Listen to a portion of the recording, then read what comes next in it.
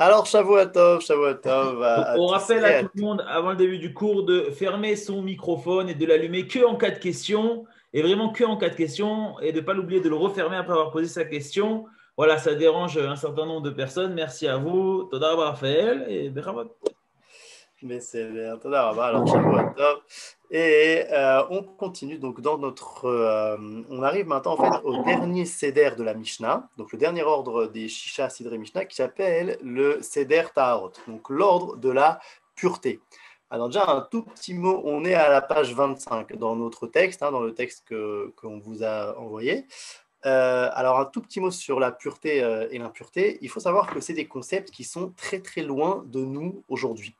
On pourrait se dire, oui, bon, la pureté, l'impureté, ça ressemble un petit peu à l'hygiène, à la propreté, quelqu'un qui est propre, quelqu'un qui est sale. Mais pas du tout. En vérité, c'est-à-dire qu'on peut tout à fait être propre, être hygiénique et être impur, et vice-versa. Ça veut dire que c'est vraiment des concepts qui sont des concepts spirituels qu'on ne comprend pas tellement à notre époque. Pourquoi on ne les comprend pas? Parce qu'on n'est pas dans la même atmosphère spirituelle pour les comprendre. On n'a pas la finesse du ressenti de qu'est-ce qui est pur et qu'est-ce qui est impur. Ça, il faut savoir qu'à une époque, réellement, il y avait une réalité comme ça. C'est de la même manière qu'aujourd'hui, il y a une réalité, par exemple, de qu'est-ce qui est sale ou qu'est-ce qui est propre, et c'est quelque chose qu'on voit, c'est quelque chose qu'on peut quantifier, c'est quelque chose avec lequel on vit tous les jours. Eh bien, à l'époque, c'était la même chose, mais à un degré beaucoup plus élevé, au degré de la spiritualité en vérité. Et donc voilà, tout ce Seder Taharot, il va parler de ça. Donc encore une fois, c'est des choses qui sont un petit peu loin de nous. Alors même si on ne peut pas tellement comprendre parce qu'on n'est pas dans la bonne atmosphère spirituelle pour l'instant, qu'est-ce qu'on peut quand même dire là-dessus, sur la pureté et l'impureté? Alors il y a quelque chose d'assez connu, c'est au niveau des lettres. Alors je vous ramène ici un Rav Shariach, le Rav Shimshon Raphaël Hirsch. Alors déjà, regardez tout en haut, vous voyez les lettres du mot Tum'a et les lettres du mot Atum qui sont les mêmes lettres. Tum'a qui veut dire l'impureté et Atum qui veut dire quelque chose de bouché, ok, quelque chose de coincé. Même aujourd'hui en hébreu moderne, pour dire que quand on a quelque chose de bouché, on utilise aussi ce terme-là de Atimut. D'accord? Donc c'est les mêmes lettres. Alors qu'est-ce que ça vient dire? Qu'est-ce que ça vient dire? Que l'impureté, ça bouche. Alors le Rav Shimshon Raphaël Hirsch, il nous explique comme ça très bien dans son Pérouche sur Bereshit. Regardez ici, il dit comme ça, Tahor, Karov, les Tsohar. Alors il dit apparemment que la lettre tête et la lettre tzadik, elles peuvent s'inverser, et du coup le mot Tahor, qui veut dire pur, eh bien c'est proche du mot Tsohar, qui veut dire une fenêtre. Alors c'est quoi une fenêtre? Et il dit, En Tsohar et la Shakouf. Qu'est-ce qu'une réelle fenêtre? C'est quelque chose de transparent, quelque chose qui laisse passer la lumière extérieure. Okay, la première fois qu'on voit le mot Tsohar dans la Torah, si je ne me trompe pas, c'est dans la paracha de Noach, où il y a un commandement de Dieu à Noé de faire une fenêtre dans sa teva. C'est quelque chose d'important, comme ça que même si maintenant tu te replies complètement sur toi dans l'arche de Noé, alors qu'il y a le déluge dans le monde entier, eh bien, hein, il y a un commandement de faire quand même une fenêtre, donc un hublot comme ça, qui te permet en fait de voir un petit peu l'extérieur. Et donc le Rav Shimshon Raphaël Hirsch, il nous dit que Tsohar et Tahor, c'est la même chose. Pourquoi? Donc il dit comme ça, à Tahor Mesugal Liklot.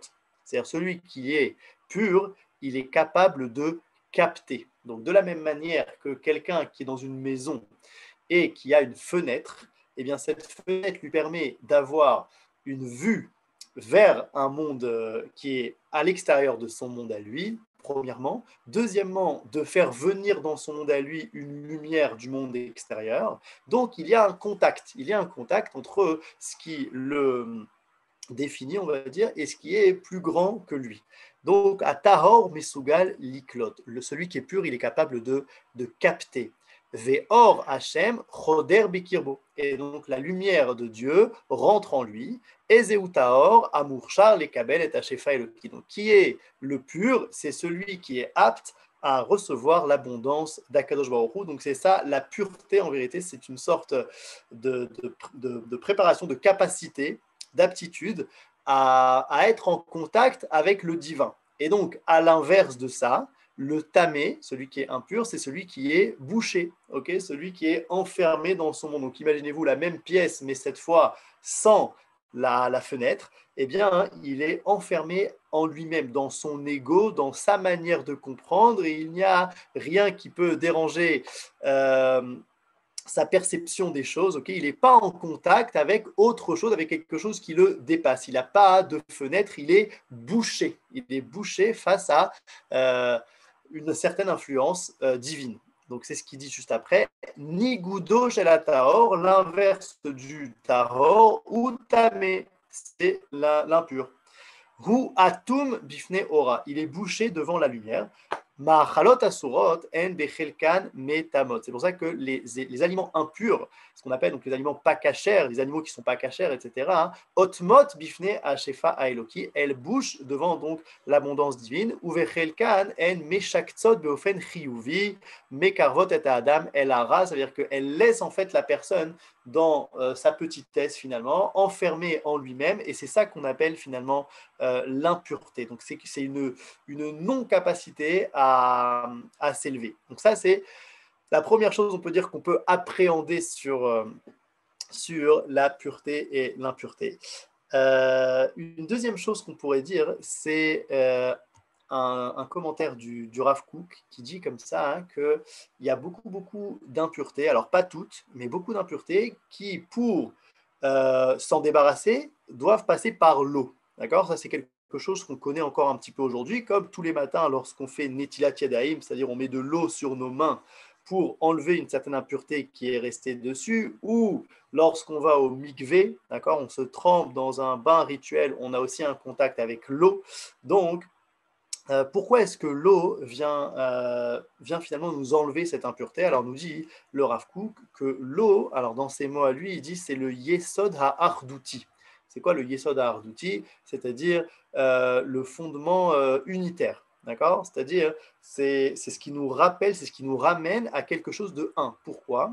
Parce que l'eau, on va dire une goutte d'eau, une fois qu'elle revient à sa source, quand on la met dans l'océan, par exemple, eh bien, elle fait totalement un avec l'océan. C'est-à-dire qu'on ne peut plus différencier cette goutte-là d'une autre goutte. Ça veut dire elle est totalement avalée dans l'unité, elle fait totalement un, finalement. Et donc, quand nous, on se trempe dans le mikvé ou lorsqu'on utilise l'eau pour se laver les mains, ce qu'on fait tous les matins, mais c'est surtout ce qu'on faisait au temple. Okay, c'est ce qu'on fait tous les matins, en vérité, c'est une copie de ce que faisaient les Kohanim au temple, qui devaient se laver les mains, se laver les pieds avec de l'eau. Donc à chaque fois, on voit que l'eau revient beaucoup dans les processus de purification, parce qu'en fait, ça nous ramène, nous aussi, à notre réalité première, on va dire, à notre réalité unitaire, à quelque chose de un qui précède tous les problèmes de la vie finalement. C'est-à-dire que l'impureté, ça a été peut-être une rencontre avec le pluriel qui ne s'est pas forcément bien passé, où on s'est un petit peu perdu, on a un petit peu perdu qui on était réellement et notre lien en fait à l'unité. Et donc la purification va être de se ramener vers l'unité, de revenir vers notre réalité première et unitaire. Donc c'est aussi quelque chose qu'on peut dire là-dessus. Et la troisième chose, c'est surtout de dire que tout ça, c'est pas seulement symbolique. C'est-à-dire que là, on vient d'expliquer un petit peu, on a compris, c'est bon, ok, d'accord. Voilà, celui qui est tamé, il est un peu bouché. Celui qui se trempe dans l'eau, il revient. Ça représente, on va dire, ça symbolise l'unité, mais c'est pas seulement que ça symbolise. Et ça, c'est quelque chose de dur à comprendre, mais c'était une réalité. Ça veut dire que si, par exemple, on pousse quelqu'un d'impur dans le mikvé et qui tombe totalement dans le mikvé, eh bien, il sort de là, il est pur. D'accord? Ça veut dire que ce n'est pas seulement un symbole en fonction de est-ce que la personne a compris, est-ce qu'elle avait l'intention de, etc. C'est une réalité, c'est quelque chose qui marche. Alors, bien sûr, plus la personne a l'intention de se purifier quand elle va au mikvé, etc., et plus ça va avoir un impact sur sa personne. Mais malgré tout, c'est une réalité, alors pas une réalité physique, mais de la même manière qu'il y a des lois, des lois physiques, ok, si Si je fais tomber une pomme, eh ben, elle tombe vers le sol parce qu'il y a la loi de la gravité. Et bien de la même manière, si je trempe quelqu'un d'impur dans un mikvé, il devient pur, peu importe quoi. Et encore une fois, on ne vit pas du tout à ce niveau-là aujourd'hui. On n'est pas du tout dans des pratiquement pas, ok, à part quelques impuretés, comme l'impureté de Nida pour la femme, de Kéri pour l'homme et de Netilat Yadayim, on n'est pas dans les mêmes, on va dire, vécus que ce qu'on était à l'époque du Beth Amikdash, où les Kohanim faisaient extrêmement attention à tout ça. Il y avait on va voir maintenant, quand on va se balader justement dans le Seder Taharot, avec toutes les macertotes qu'il y a là-bas, on va voir tous les sujets et tous les détails. C'est quelque chose d'extrêmement technique, d'extrêmement détaillé, qu'on va voir justement maintenant. Bon, c'est toujours bien d'essayer d'avoir justement nous aussi une fenêtre vers un monde qui a été et qui sera, pour nous imprégner un petit peu de cette réalité-là, qui est une réalité de la Torah, qu'on ne vit pas encore. Ça veut dire il faut savoir que les Shisha Sidrei Mishnah, elles parlent de toute la Torah. C'est-à-dire que même, pas seulement la Torah qu'on fait en galoute, okay, parce qu'en galoute, on a beaucoup de parties de la Torah qu'on ne peut pas réaliser, on n'a pas de temple, etc., mais voilà, aussi de toute la Torah dans son entité. Donc, on va maintenant prendre le texte du Rambam. Donc, on est à la page 25. Je vous fais un partage et on commence le Seder Taharot. Oui, il y a une question? Non, c'est bon? Ok. Kacha, ça commence avec les mots Acharkar. Acharkar nitasek bechalukat adevarim beseder Taharot. Donc, il a commencé, c'est qui?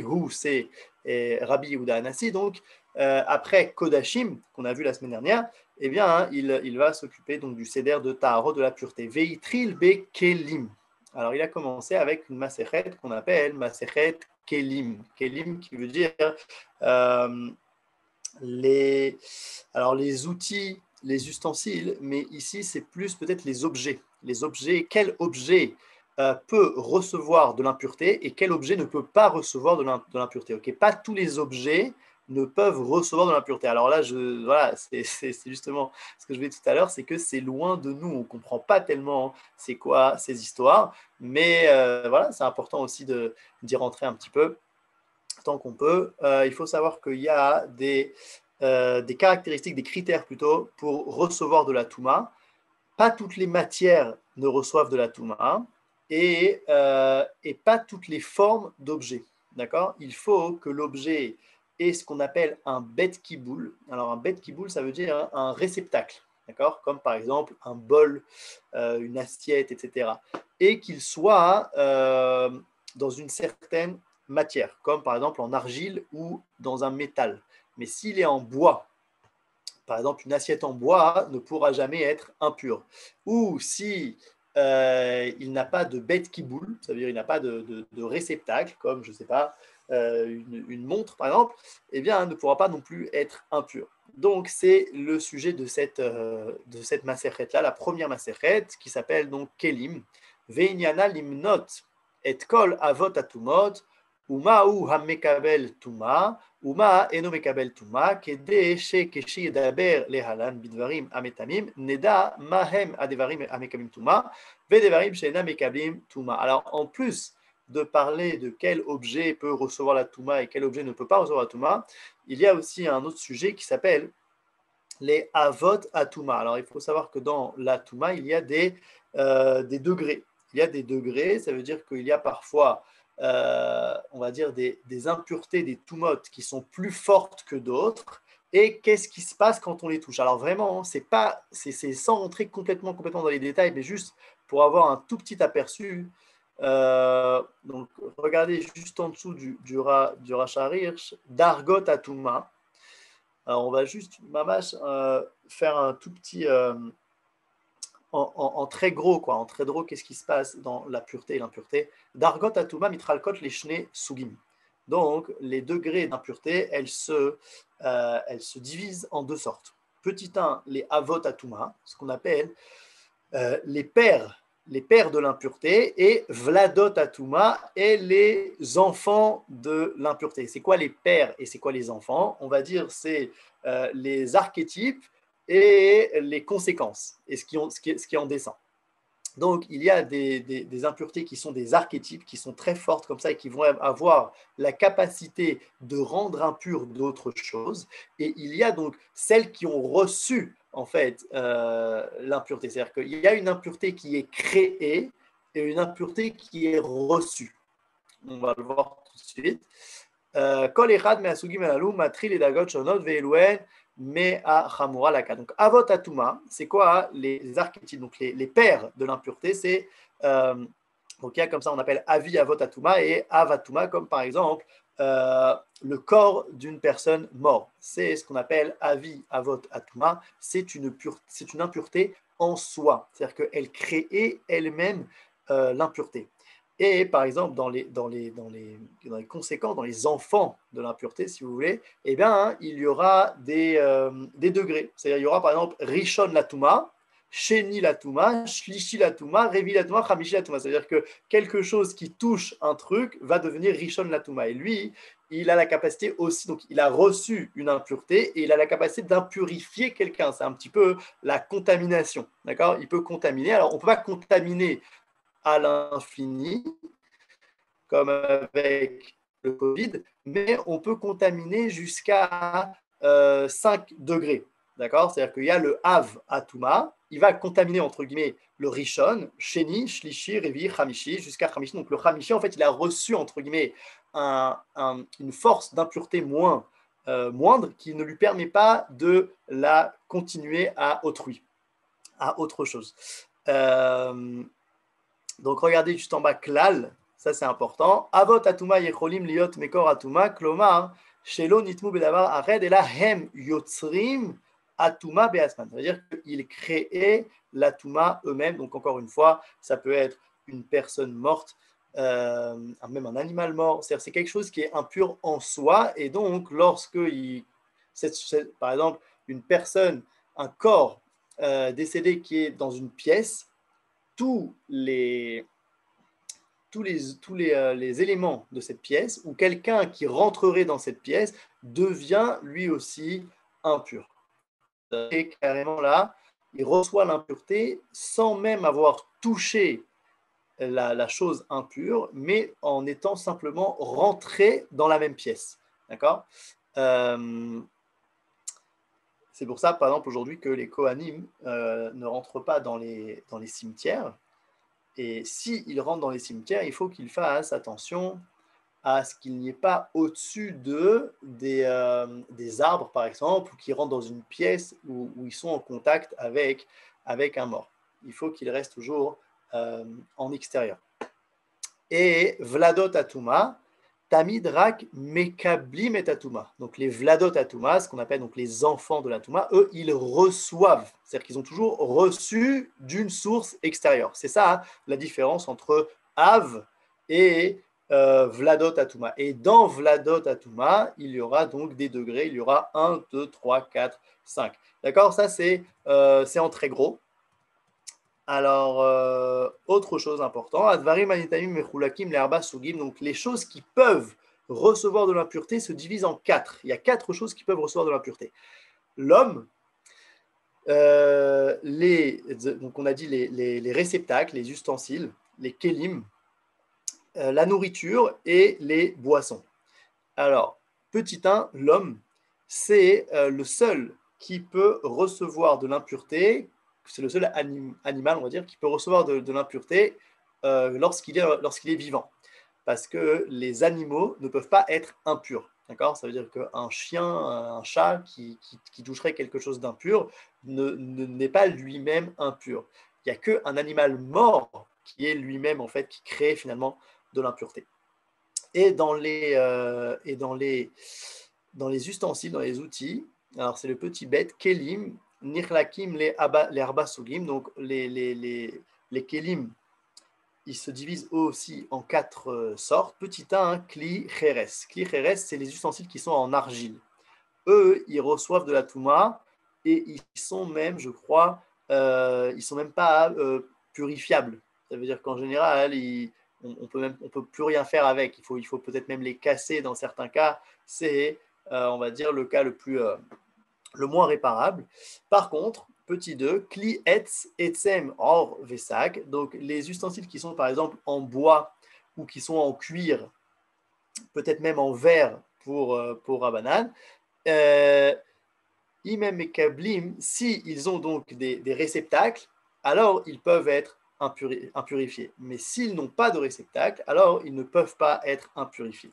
Les vêtements, petit 3, begadim vekli materet, ben imem et kablim, ben imem lo, même shooting. C'est-à-dire les vêtements et tout ce qui est en métal reçoit de la touma tout le temps, même s'ils n'ont pas donc de réceptacle. Et par contre, les ustensiles qui sont en pierre ou en terre ne peuvent jamais recevoir de la touma. Donc voilà, c'est extrêmement technique, il y a beaucoup de détails et c'est sûr que même aujourd'hui, on pourrait faire un limoud comme ça approfondi. Pourquoi est-ce que ce qui est en pierre ne reçoit pas de la touma et ce qui est en argile reçoit? C'est-à-dire qu'on pourrait réfléchir, il y a bien entendu des textes là-dessus, etc. Alors, ce n'est pas tellement le sujet maintenant, ce n'est pas non plus le sujet du Rambam, mais on va dire que là, comme ça, à une oreille moderne, ça paraît bizarre, ça paraît extrêmement loin de nous, mais peut-être que toujours un limoud comme ça peut nous réconcilier en fait avec ces halachot-là et nous faire comprendre, alors je ne pense pas nous faire vivre parce que c'est trop loin, mais nous faire un petit peu comprendre c'est quoi la logique qu'il y a derrière, d'accord? Ça veut dire que... c'est tellement aussi clair qu'il y a des choses qu'on ne peut pas cachériser. Disons, si les choses ont appartenu à quelqu'un, à un non-juif, ou des choses qu'on utilise hors du Pessah et qu'on ne peut pas cachériser. Il y a des choses qui ne sont pas... Les klicher, mamash, c'est barour qu'on ne peut pas les cachériser, que le seul moyen de le faire pur, c'est de les casser. Mais je ne sais pas vous expliquer avez parlé pourquoi. de beit kiboul. Ils ont un beit kiboul. Ça veut dire est-ce qu'ils peuvent contenir quelque chose? Exactement. Mais là, je ne sais pas exactement expliquer pourquoi. On a aussi demandé dans le chat pourquoi est-ce qu'on doit casser donc des ustensiles en argile, etc. Je ne sais pas trop expliquer pourquoi maintenant. Ce serait un autre limoud de voir pourquoi est-ce que telle matière, elle n'a pas du tout la même halakha qu'une autre matière, etc. Je suppose que ça nous amène au fondement des matières, c'est-à-dire que représentent des choses qui sont en pierre, qui sont finalement plus proches de la nature, et peut-être même en bois, que quelque chose qui est en argile, qui est plus construit par l'homme. Okay, que veut dire un ustensile qui est capable de recevoir, un ustensile qui n'est pas capable de recevoir? Je suppose que tout ça, ça nous amène aussi à des compréhensions morales de qu'est-ce que ça signifie, mais je ne sais pas exactement l'expliquer là maintenant. Voilà, c'est juste pour dire en tout cas que c'est technique. C'est une partie qui est extrêmement proche. Les ustensiles, les kelim, ils sont proches de notre vie quotidienne au point de vue kashout, ce qui fait aussi inyan de tahara. Ils sont proches de notre vie quotidienne, mais la pureté et l'impureté ne sont plus proches de notre vie quotidienne. Ça veut dire qu'aujourd'hui, on ne fait plus attention à qui est pur, qui est impur, etc. On n'a pas... On ne fait plus attention à tout ça. Donc c'est vrai que les ustensiles, ils existent toujours, les matières, elles existent toujours, mais aujourd'hui, on n'a pas tellement un rapport différent. Dans ma cuisine, si j'ai une assiette en bois ou si j'ai une assiette en argile, peut-être qu'au niveau cache-route, en effet, il y aura une différence. Ce sera plus facile de cachériser l'un que l'autre. Il y en a un qui doit aller au mikvé, l'autre non, etc. C'est possible, mais pas du tout à la même échelle qu'à l'époque où les halachot de pureté et d'impureté étaient totalement en place. Alors peut-être juste un dernier mot par rapport à ça. Comment est-ce qu'on peut donc devenir impur? Alors en général, c'est par le toucher. Lorsqu'on touche quelque chose, lorsqu'on porte quelque chose, lorsqu'on piétine quelque chose, ou lorsqu'on rentre donc dans la même pièce qu'une impureté qui est une impureté forte, comme l'impureté la plus forte de toutes, qui est donc la mort. la mort qui représente la plus grosse impureté. Alors peut-être juste un petit mot là-dessus, puisqu'en fait, la mort finalement nous fait être face à face avec justement donc le manque finalement, le manque de vie, le manque d'Akadosh Baruch Hu, le manque de divin face à nous. Et donc, c'est peut-être justement ce qui nous enferme le plus possible. C'est-à-dire que lorsqu'on est face à la mort et qu'on n'a pas, c'est très difficile d'avoir donc une bonne approche, une approche qui nous dit non, en vérité, ce qu'on voit devant nous, c'est juste un passage vers une autre vie, etc. Mais comme c'est difficile d'avoir cette vision-là, puisque on ne voit plus la personne vivante devant nous, eh bien, hein, ça amène une certaine impureté, une certaine touma. On est finalement bouché face à quelque chose, face à une présence divine. Et donc, on va voir maintenant dans le Rambam les différentes masertot de ce seder. Alors, on a vu donc la première, c'est Kelim, qui nous parle des ustensiles et qui nous parle des différents degrés de pureté et d'impureté. La deuxième, Ve'achar Kelim, c'est le deuxième paragraphe, Ohalot. Ohalot qui veut dire les tentes. Les tentes, donc, c'est justement les pièces dans lesquelles on rentre et où il y a quelque chose d'impur à l'intérieur. Vehi bedine tumat met. Ça parle donc ici de l'impureté du mort.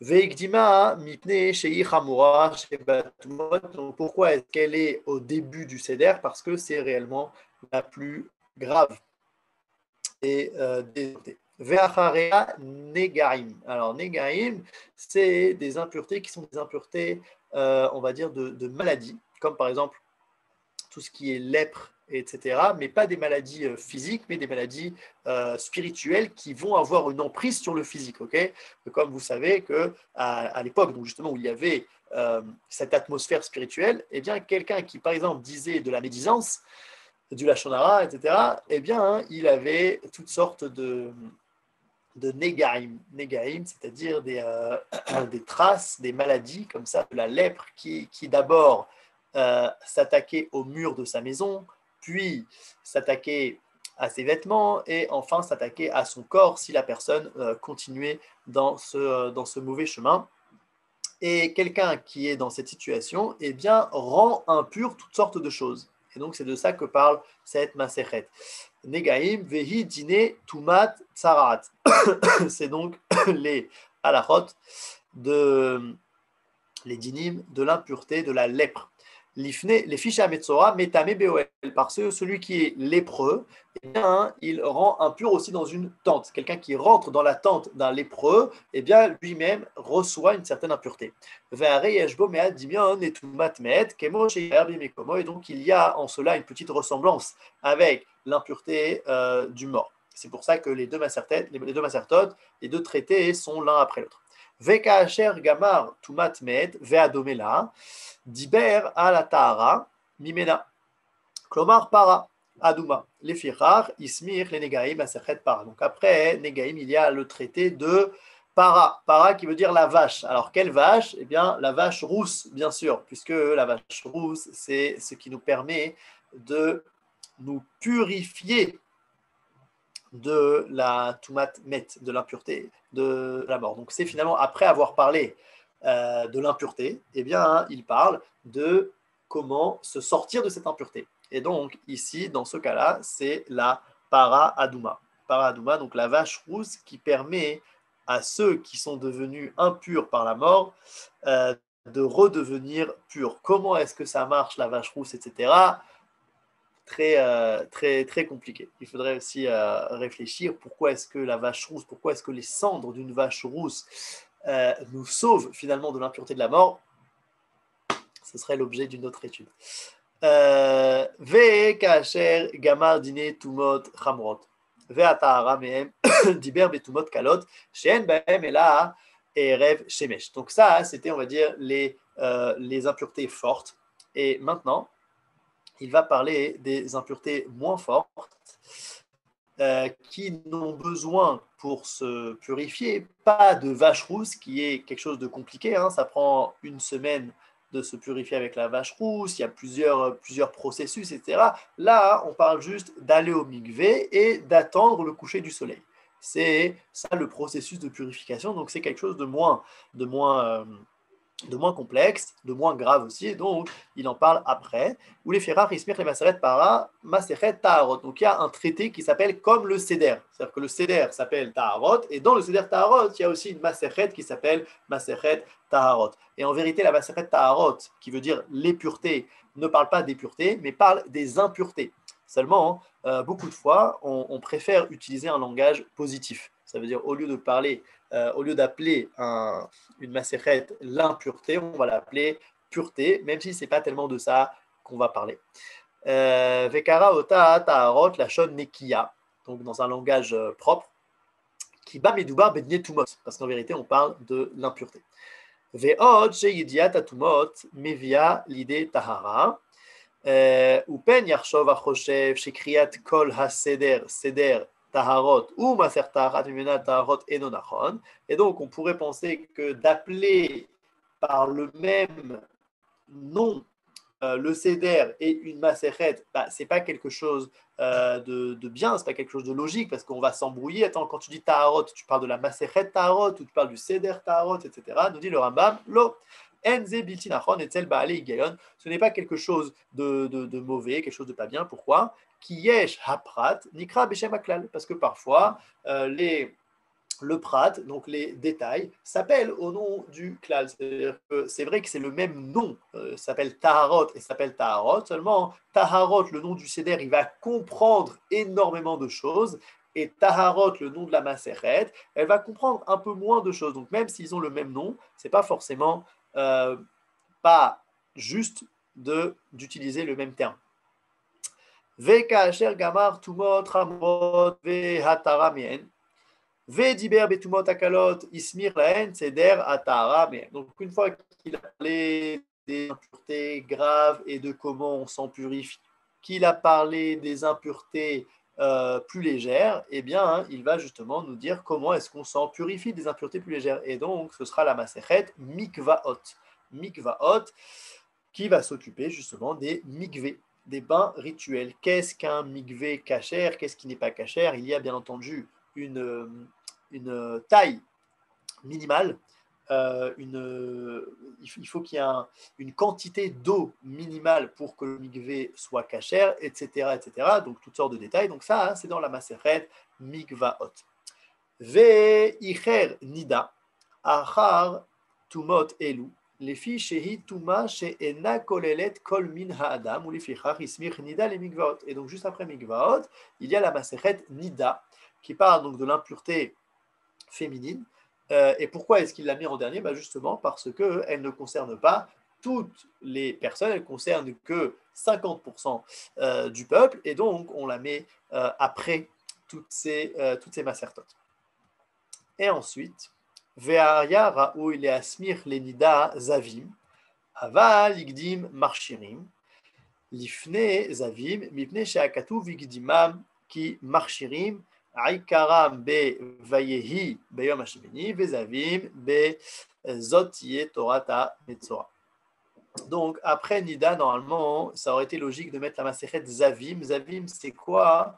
C'est tous les gens, les hommes ou les femmes qui ont eu des écoulements qui engendrent une certaine impureté. Alors, c'est quoi ces écoulements exactement? C'est pas très clair. C'est pas très clair. Alors, est-ce que pour l'homme, c'est des écoulements séminales? Des fois, oui. Des fois, c'est des autres types d'écoulements. Parfois, même, on parle ici de sortes de maladies qui n'existent plus tellement, mais qui, en fait, font à la personne avoir des écoulements qui le rendent impur. Et donc, ça ressemble un petit peu à Nida. Donc, ça aurait dû être après. Mais comme dans les psukim de la Torah, on parle d'abord de ce qu'on appelle Marshirim et ensuite Zavim, alors le Rabbi Yehuda Hanassi, il a aussi fait dans cet ordre-là, donc dans l'ordre des psukim, qui est quelque chose qu'on a vu plusieurs fois, qu'à chaque fois, Rabbi Yehuda Hanassi, il allait selon l'ordre des psukim. Donc Marshirim, c'est comment est-ce qu'on rend kasher, donc ici aussi des ustensiles. Vezavim, donc c'est ceux qui ont eu des écoulements. Vezot Torah Metzora, elle vient après dans la parashat Shemini. Et donc c'est dans cet ordre-là aussi qu'il les a mis dans le Seder Taharot. Ve'achar Zavim Tvulium, kemo she'amar Hashem, vezot Torat Azav ve'asher tetze mimeno shervat zera ve'chol elu atumot shekadmu kolelot kol aguf. כלומר, שאם נגע בהם האדם נטמא כולו, הוא בא לדבר בדיני טומאות איבר אחד בלבד, ולכן הסמיך לדבוליום ידיים. Alors, dvulium, c'est tous ceux qui ont une impureté dont il doit se tremper au mikvé le jour même. Et juste après dvulium, il a parlé de la maseret yadaim, yadaim qui veut dire donc les mains. Et pourquoi est-ce qu'il l'a mis donc après? Parce que toutes les impuretés qu'on a vues jusqu'à maintenant sont des impuretés qui vont rendre impur tout le corps de la personne. Alors que Yadaim, c'est en fait, il y a juste les mains qui sont impures. C'est quelque chose qu'on connaît un peu plus aujourd'hui lorsqu'on se lave les mains le matin, parce que seulement les mains sont impures, mais le reste du corps n'est pas impur. Et la dernière Maseret du Seder, et donc la dernière Maseret finalement du Shisha Sidrei Mishnah, c'est Oktim. Oktim, Vachai Aleim Oktim, Veichera Lefi Shekulam Nilmeda Bederech Hayun Ve'en La Ikar Meforash Batora Uba Siem Sifro. Donc Oktim, c'est quel genre de nourriture, dans la nourriture, qu'est-ce qui reçoit de la Touma et qu'est-ce qui ne reçoit pas de la Touma. Parce que Roketz, c'est par exemple lorsqu'il y a une pomme et qu'on a ce qui tient la pomme à l'arbre. Je ne sais pas comment ça s'appelle en français. Eh bien, ça s'appelle en hébreu Roketz. Et donc, est-ce qu'une pomme qui est impure, eh bien, ça rend aussi impure cette petite branche-là ou pas? Et pourquoi est-ce qu'il l'a mis en dernier? Parce qu'en vérité, elle a très très peu de versets dans la Torah. Et c'est surtout, ça s'apprend surtout par des zvarot. Et donc, il l'a mis en dernier. Ou baiser nishlema chalukat adevarim beseder taharot shtem esre masartot. Et donc, il a fini le seder taharot avec 12 traités. Nimtza klal masertot a Mishnah shishim ve'achat. Et donc, l'ensemble des traités de la Mishnah qui représentent toute la Torah orale, c'est 61 traités. Mispar aprakim, le nombre de chapitres, chamesh me'ot ve'esrim ve'shlosha, 523. 523 chapitres pour 61 traités, pour 6 ordres, c'est la Mishnah. Et donc là, on a fait finalement le tour de toute la Torah orale en tout cas. Et donc la Torah écrite va être des rappels, des choses écrites qui vont faire allusion à toute cette Torah orale-là.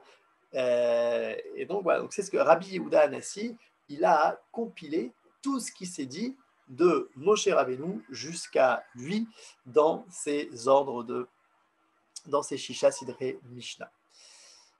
Alors, on continue dans en fait la transmission de la Torah orale et on va arriver rapidement maintenant à la Gemara. Parce que finalement, on va se rendre compte très vite que ça va être très difficile d'étudier la Mishnah sans la Gemara. Mais avant ça, nous dit le Rambam, Vera'a shelo leaskir mishimot amekablim ela yoter kerovim elav mishimon atzadik ve'ala. C'est-à-dire qu'on va voir que dans la Mishnah, par exemple, il y a marqué que des noms de Tanaïm. Il n'y a pas marqué David Améler, Hadi ou Yecheskel ou Moshe Rabbeinu, etc. Alors que pourtant, on a dit que la Mishnah, c'est tout ce qui s'est dit de Moshe Rabbeinu jusqu'à lui.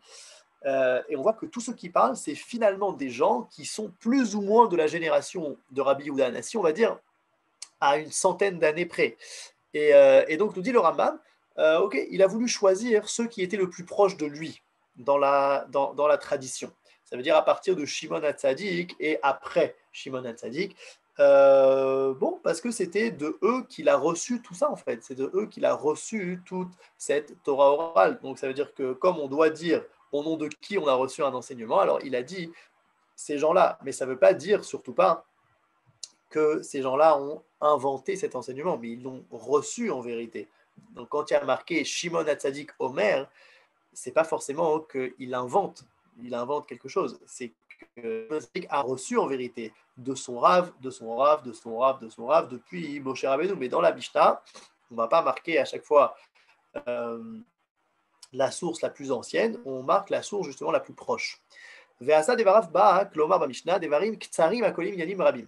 Et donc, nous dit le Rambam que Rabbi Yehuda Hanassi, il a fait dans la Mishnah des choses extrêmement condensées. C'est-à-dire il a parlé de manière très très condensée et qui comprennent beaucoup de choses. Okay, un petit peu comme de l'ADN, ça veut dire que c'est quelque chose de petit comme ça, mais qui va avoir énormément d'expressions, d'influences, etc. C'est très, très condensé et ça contient énormément d'enseignements.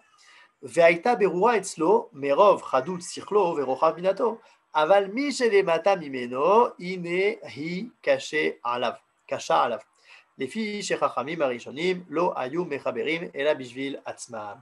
Et donc il dit que pour Rabbi Yehuda Hanassi et peut-être les gens de sa génération, c'était très clair. Ça veut dire que quand ils lisaient la Mishnah, eh bien, hein, ils avaient dans la tête tout ce que ça comprenait. C'est-à-dire, c'est un petit peu des codes, en fait. C'est-à-dire qu'on lit la Mishnah, et finalement, il y a beaucoup plus que ce que je suis en train de lire. C'est-à-dire que je suis en train de lire une phrase, mais cette phrase-là, elle comprend énormément plus que juste ce que je suis en train de dire. Seulement, pour eux, c'était clair. Ça veut dire, c'est comme des gens qui parleraient en code.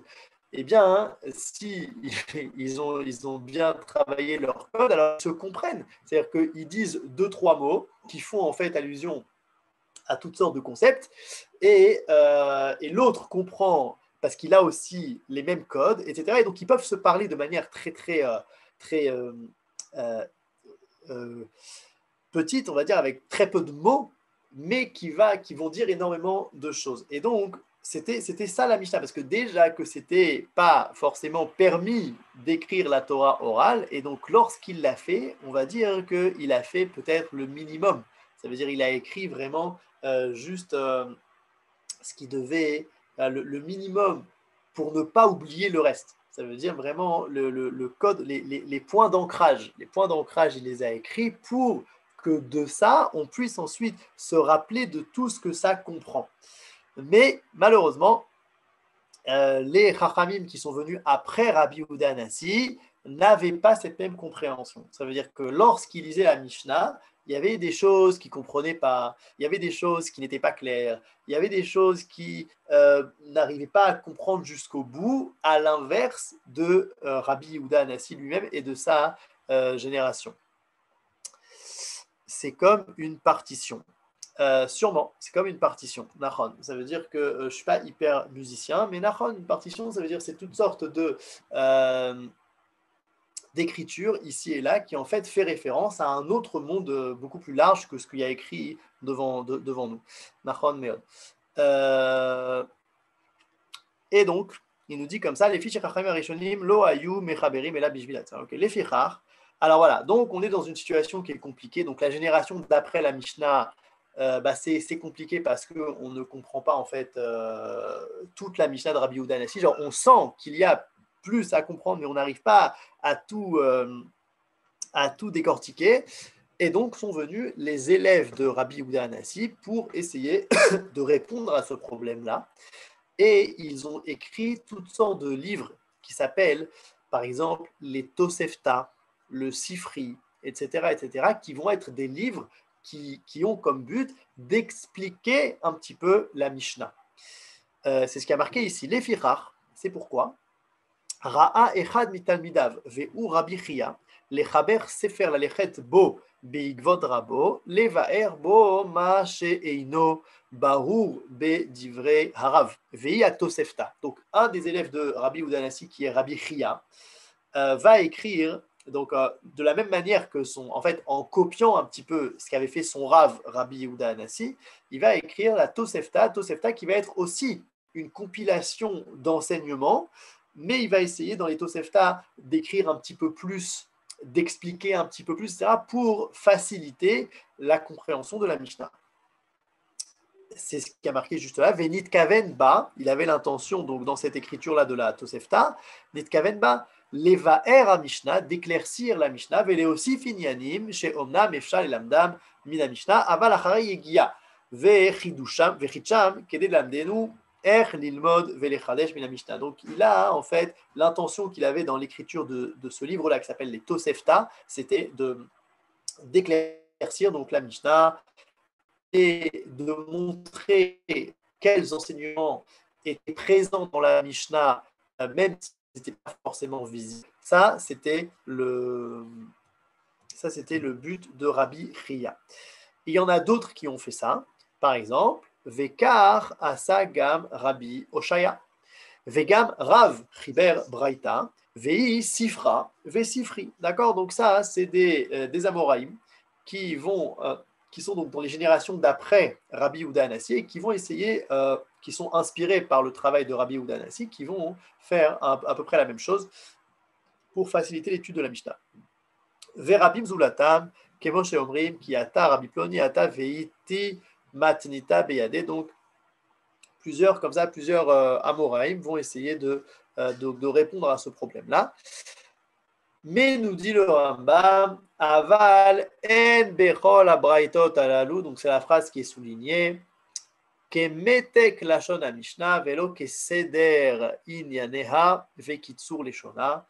Mais il faut savoir qu'il n'y a pas dans toutes ces braïtot, alors le mot braïta, donc c'est aussi des compilations, mais des compilations qui sont d'un niveau moindre que la Mishnah. Okay, Mishnah c'est un enseignement, et braïta aussi c'est un enseignement. Seulement Mishnah c'est un enseignement qui vient de Rabbi Yehuda Hanassi, et donc qui est, selon le Rambam, selon tout le monde, c'est un consensus qui est extrêmement exact, qui est très exact, qui est très condensé, qui contient énormément. Une braïta, moins, un petit peu moins. C'est-à-dire qu'elle n'a pas la même exactitude de langage, la braïta par rapport à la Mishnah.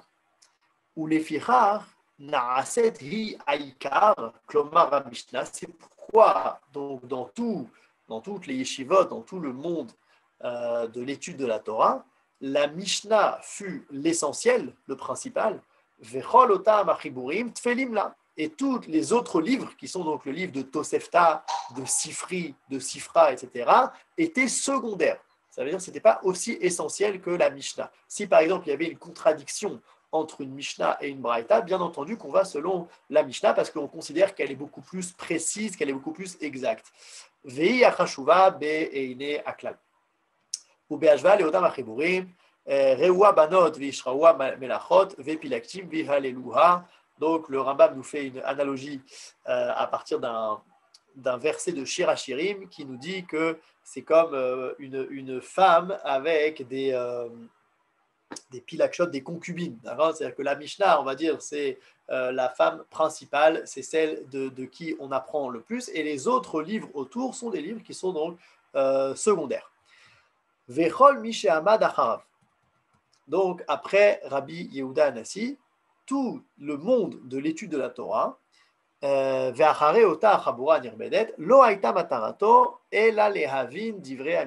tout leur but, c'est de comprendre, d'étudier, de décortiquer ce que dit la Mishnah.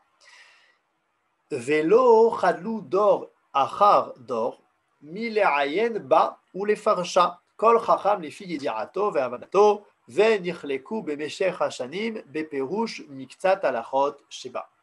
Et donc, à chaque génération, il n'y a pas eu, on ne s'est pas arrêté en fait, à chaque génération, d'essayer d'approfondir la Mishnah, de comprendre, de voir quelles sont les conséquences de cette Mishnah, etc. Et comme on a dit déjà plusieurs fois, la Torah orale évolue, puisque les cas en fait dans la réalité évoluent. Et donc, qu'est-ce qu'on peut les chadesh, qu'est-ce qu'on peut renouveler à partir de cette Mishnah? Cette Mishnah, elle parle d'un certain cas. Mais maintenant, on a un nouveau cas dans la réalité. Est-ce qu'on peut utiliser cette Mishnah pour répondre à ce nouveau problème, etc., etc. Donc ça, c'était le travail de toutes les générations qui sont après Rabbi Yehuda Hanassi. Les Braïtot ont-elles aussi été compilées? Oui, Yocheved, elles ont été compilées. Ça veut dire que les Braïtot, c'est vraiment sur le même principe que les Mishnayot. C'est des enseignements qui ont été donc compilés par les élèves de Rabbi Yehuda Hanassi qu'on a cité maintenant, donc Rabbi Chia, Rabbi Oshaya, Rav, etc. Et ils ont fait un travail qui est très ressemblant, seulement apparemment pas avec la même exactitude. Beseder, on passe à la page 27. Velo aya dor shelo yen ba vechidesh mimena chidushim velamad mimena limudim. Les Ravina, Veravashi, Shem, sauf Chachme, Atalmud. Donc plusieurs générations comme ça où ils ne se sont pas arrêtés de d'approfondir la Mishnah, d'écrire qu'est-ce qui ressortait de la Mishnah, etc., jusqu'à arriver à la génération de Ravina et Ravashi, qui sont la dernière génération des sages de la Gemara, des sages du Talmud.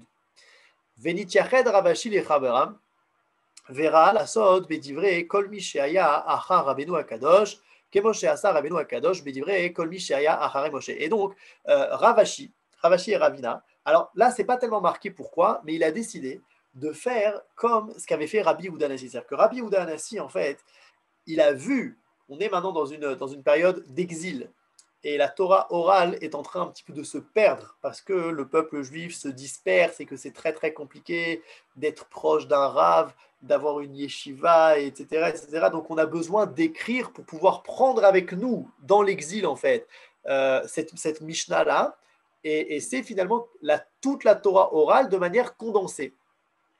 Et donc ça, c'est ce qu'il a fait Rabbi Yehuda Hanassi. Et Ravashi, finalement, quelques générations plus tard, va faire le même travail exactement entre Rabbi Yehuda Hanassi et lui-même. Ça veut dire qu'il y a plusieurs générations et il se dit, voilà, si je n'écris pas maintenant ce qui s'est dit entre Rabbi Yehuda Hanassi et moi, eh bien, ça va se perdre aussi. C'est-à-dire que la galoute, en fait, l'exil, va en s'amplifiant. On est de plus en plus dispersé, il y a de plus en plus de difficultés à étudier la Torah, etc. Et donc, il dit, je suis obligé d'écrire, d'encore, en fait, encore écrire de la Torah orale, donc cette fois la Torah orale de Rabbi Yehuda Hanassi jusqu'à Ravina, et c'est ce qu'on appelle le Talmud, c'est ce qu'on appelle la Gemara. Donc la Gemara, c'est tout ce qui s'est dit d'enseignement et de chidushim, donc de nouveautés, sur la Mishnah, de Rabbi Yehuda Hanassi jusqu'à Ravashi. On va voir maintenant les 40 personnes qui sont entre Moshe Rabbeinu et Rabbi Yehuda et Ravashi. Ça va un petit peu nous remettre les choses dans un cadre. Donc il dit comme ça, Ravashi le Chabram vera ala asot bedivre kol mi shaya achar Rabbeinu Akadosh kemo she'asa Rabbeinu Akadosh bedivre kol mi shaya achare Moshe. Asaf kol hashmuot. Donc il a rassemblé tout ce qui s'est dit depuis Rabbi Yehuda Hanassi jusqu'à lui-même. Ba'alei hashmuot ve divrei ayun shel a ma'yenim ou pirouché a mefarshim ou birer a kabbalot ve asfam ve klala yediato et akol bema shechanenu Hashem meorer haruar ve avat à Limoud, Vechiber al Talmud. Donc il a écrit le Talmud, la Gemara. Vekava matarato bo arba devarim. Et il avait comme intention d'écrire le Talmud, il avait 4 intentions. Alors on va les lire rapidement, mais on va revenir dessus la semaine prochaine. Alors la première intention qu'il avait, c'était Biur à Mishnah, c'est-à-dire éclaircir la Mishnah. D'accord, la Mishnah, elle n'est pas claire. Ça veut dire que ça fait plusieurs générations maintenant que Rabbi Yehuda Hanassi a écrit la Mishnah et tout n'est pas tellement clair. C'est tellement condensé, c'est tellement, on va dire, dit de manière en code comme ça que si on n'a pas le bon code, on n'arrive pas à décortiquer la Mishnah. Donc, premièrement, la Gemara, son premier travail, le travail principal de la Gemara, c'est de nous expliquer, de nous décortiquer, de nous décoder la Mishnah. Deuxième chose, Psak Halacha. Ça veut dire que dans la Mishnah, il n'y a pas de Psak Halacha. Il n'y a pas forcément, il y a marqué Bet Hillel Omer Kacha, Bet Shammai Omer Kacha, et c'est tout. Il n'y a pas marqué qui a raison, selon qui on tranche la halacha. Donc, le travail de la Gemara va être aussi de trancher la halacha. Troisième chose, ça va être les chidushim et les xérot et les takanot, c'est-à-dire que tout ce qu'on va renouveler depuis Rabbi Yehuda Hanassi jusqu'à Ravina et Ravashi, et aussi les nouvelles xérot et les takanot, parce qu'on a dit qu'à chaque génération, on ne s'est jamais arrêté de faire des nouvelles xérot et takanot, ouais, des décrets et des institutions que les chachamim de chaque génération ont le droit de faire. Et enfin, le quatrième intention qu'il avait dans la Gemara, et ça on va en parler beaucoup la semaine prochaine, c'est ce qu'on appelle les drashot, ou plus exactement les agadot. Les agadot, c'est quoi? C'est les histoires. Parce que si vous avez déjà vu la Gemara, il y a beaucoup d'histoires. Ça veut dire que dans la Gemara, elle se divise en 2 parties. La Gemara, le Talmud, il parle comme ça. Petit 1, du comment, petit 2 du pourquoi, on va dire. C'est-à-dire que ça va être quelque chose de très très technique sur expliquer la Mishnah, qu'est-ce qu'elle va dire, etc., etc. Et puis d'un coup, en plein milieu d'un sujet, on va nous ramener une allégorie, on va nous ramener une histoire, on va nous ramener une parabole complètement déconnectée de ce qu'on fait. Par exemple, qu'est-ce qu'il y a marqué dans les téphilines de Akadosh Baruch Hu, d'accord? Des choses comme ça complètement paraboliques. Et ça, c'est ce qu'on appelle des Agadot. D'accord? Et les Agadot, en fait, il n'y a pas tellement ça dans la Mishnah, il y a surtout ça dans la Gemara. Et le Rambam va prendre beaucoup de temps maintenant pour nous expliquer l'importance de ces Agadot, pour nous dire que ces Agadot-là, finalement, sont le fondement de la pensée juive. Ça veut dire que le reste de la Gemara, ça va être le fondement de la halacha juive, c'est-à-dire de quel acte va être le bon acte, comment est-ce que je dois trancher, qu'est-ce que je dois faire. Mais les Agadot, ça ne va pas être qu'est-ce que je dois faire, mais qu'est-ce que je dois penser. Okay? Quels sont les grands principes de la Torah. Et donc ça, c'est dans les Agadot, parce que parfois, dans les yeshivot de tout temps, eh bien, les Agadot, on les passait un petit peu comme ça. On disait, bon, c'est pas très clair, c'est un petit peu bizarre. Pourquoi est-ce qu'on me raconte maintenant une histoire qui, a priori, ne s'est pas passée parce qu'elle a l'air trop bizarre pour qu'elle se soit passée? Donc, on passait un petit peu tous ces sujets-là. Et le Rambam, et pas seulement le Rambam, mais énormément de Chachamim vont dire attention, vous êtes en train en fait de rater l'essentiel. C'est-à-dire que dans la Gemara, il y a donc cette partie-là qui est une partie extrêmement profonde, et même si ça nous a l'air à nous des histoires un petit peu pas claires, eh bien, elles contiennent énormément de profondeur. Donc le Rambam va nous expliquer ça beaucoup la semaine prochaine. Il y a beaucoup de Mefarshim qui se sont spécialisés justement dans cette étude-là, seulement de la Haggadah. Il y a par exemple un livre qui s'appelle le livre de En Yaakov, le livre de En Yaakov qui prend tout le Talmud et qui enlève toutes les parties halachot et qui ne prend que la partie Haggadah. Et le Rav Kook, par exemple, a pris le livre du En Yaakov et il a écrit dessus son livre qui s'appelle En Aya, qui va être de commenter toutes ces Haggadot-là, et c'est quelque chose de très profond, de très important, parce que ça nous réconcilie en fait avec toutes ces histoires de la Gemara qui ne sont pas toujours claires pour nous. Et donc ça, c'est le quatrième intention qu'avait Rav Ashi. Maintenant, vraiment, en une minute, j'aimerais juste qu'on voit, parce qu'on finit quelque part quelque chose ici, j'aimerais qu'on voit, voilà. Alors ça, c'est un extrait de l'introduction du Rambam de Mishneh Torah. Donc c'est une autre introduction de son plus grand livre en fait de Halakha, qui s'appelle donc le Mishneh Torah ou le Yad HaChazaka. Et dans son introduction, alors un petit peu pareil que dans ce qu'on a fait dans notre introduction ici de la Mishnah, il ramène aussi toute la transmission de la Torah orale. Et là, il fait quelque chose qu'il ne fait pas chez nous. Et donc je voulais ramener parce que je pense que c'est parlant, c'est qu'il nous ramène tous les noms des gens en fait qui sont depuis Ravina et Ravashi jusqu'à Moshe Rabbeinu. Et en fait, il y a 40 personnes qui vont couvrir à peu près 2000 ans, je crois. 2000 ans. Entre Moshe Rabbeinu et Ravashi, il y a à peu près 2000 ans. Et donc, c'est qui ces personnes-là? Alors, regardez, on va les lire ensemble. Nimtsa, Meravashi, Ad Moshe Rabbeinu Alav Shalom, Arbaim Dorot, 40 générations. Ve'elouen, et les voici. Alors, il commence de l'inverse, en fait. Il commence de Ravashi et il va jusqu'à Moshe Rabbeinu. Pour justement revenir à la source, en fait, pour montrer que Ravashi, c'est finalement, il prend toute sa source dans Moshe Rabbeinu. Alors, le premier, donc, Ravashi Veravina. Petit 2, Rava Veraba. Gimel, Rabba Merav Una. Verav Una Merabi Yochanan Bar Shemuel. Verabi Yochanan Verav Shemuel Merabenu Akadosh. Donc Rabbeinu Akadosh, c'est Rabbi Yehuda Hanasi. Verabenu Akadosh mi Rabban Shimon Aviv. Verabban Shimon mi Rabban Gamliel Aviv. Verabban Gamliel mi Rabban Shimon Aviv. Verabban Shimon mi Rabban Gamliel Hazaken Aviv.